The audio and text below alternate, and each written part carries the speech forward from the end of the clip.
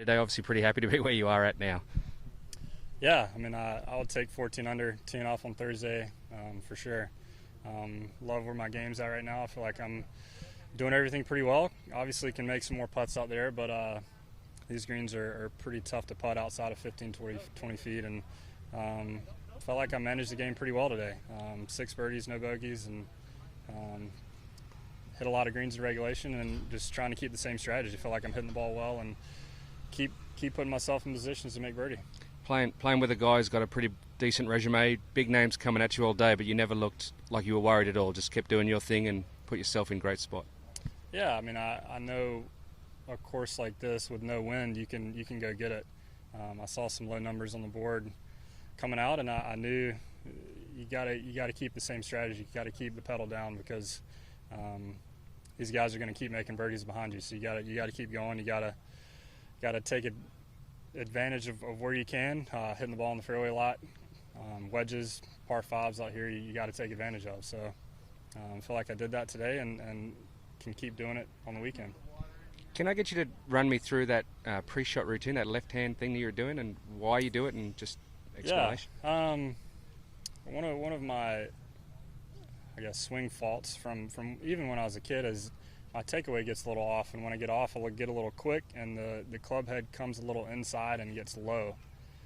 So I'm trying to keep that club head outside my hands and keep the club head halfway back a little bit higher than my hands. So that's kind of a swing key that, I mean, sometimes I do, I guess, tournaments I've gone back and forth. It's just kind of what I'm feeling that week, and my coach kind of lets me do stuff like that, keeps me on top of it as much as possible. But that's kind of the swing key for the week is that takeaway, getting the takeaway nailed down. So it's like a trigger for you to do that so that you remind yourself to. Yeah.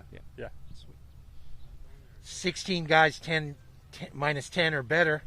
Are we in line for a shootout this weekend, perhaps? Yeah, of course. I don't think the weather's calling for much wind the next 2 days. I mean, I know the scores are going to be low, but it's going to be a lot of fun. I like the position I'm in right now. I know a lot of guys have a chance to win. I got to keep doing what I'm doing and keep making birdies. I think that's going to be the name of the game for the weekend. One more. This one from our friend Doug Ferguson. On 7T, kind of look out, you see the ocean. There's some whales kind of playing out there, flapping.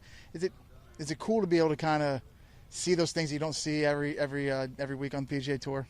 Yeah, I mean, normally during a round you're pretty focused and kind of seeing your sight line off the tee, but I mean, we had a little bit of a break there, and looking out there over Malachi and seeing the whale look like he's doing backflips in the ocean was really cool. I've never seen that before, but this is such a unique golf course, and it's cool to take a step back and be able to appreciate where we are playing right now. I mean, not many people in the world get to play a place like this, and we're very lucky to play it. The PGA Tour to come here every year, and it's awesome to kind of have that break from the grind of playing golf.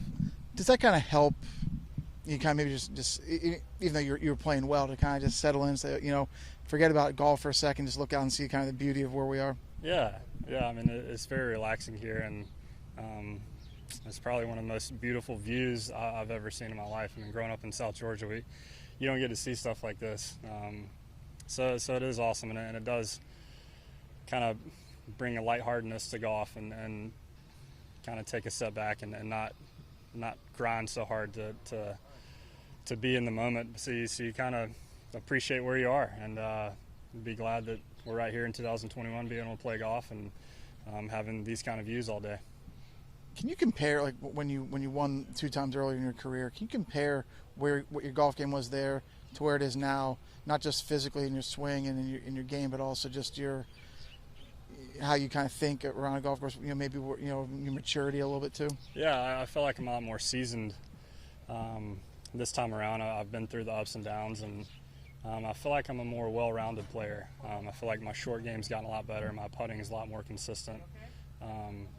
And I guess I'm more appreciative of being able to play pro golf, because not too long ago I was kind of on the other side of it, of wanting to get into a lot of tournaments and not being in a lot of tournaments. So I'm very appreciative of where I'm at right now and how much hard work it takes to get here. I guess I didn't have that in 2013 or 14. I I thought it came a lot easier than it should, and this game is really hard and it knocks a lot of people down. But I'm proud of the work I've put in and the team around me that I've built that have pushed me and helped me out along the way, and I'm happy to be here.